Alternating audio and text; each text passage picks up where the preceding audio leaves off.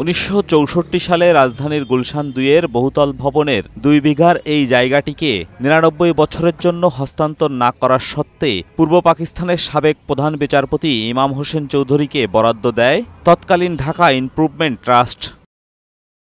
কিন্তু 1947 সাল থেকে 2 হাত ঘুরে সেই সম্পত্তি চলে যায় ইস্টার্ন হাউজিংয়ের সাবেক চেয়ারম্যান জহুরুল ইসলামের কাছে। পরে 2000 সালে খালা ও তৎকালীন প্রধানমন্ত্রী শেখ হাসিনার প্রভাব খাটিয়ে ইস্টার্ন হাউজিংকে লিগ্যাল পারসন হিসেবে আম মোক্তার অনুমোদন ও 36টি ফ্ল্যাট করার জন্য তৎকালীন রাজুকের সংশ্লিষ্টদের মাধ্যমে অনুমোদন করিয়ে দেন টিউলিপ সিদ্দিক। 99 বছরের জন্য যেই সম্পত্তি লিস্টকৃত ছিল, যেটা হস্তান্তরযোগ্য ছিল না, সেটা যখন হস্তান্তরযোগ্য হয়ে যায় তাহলে সেখানে অপরাধের ইন্টেন্সটা এখানে আছে।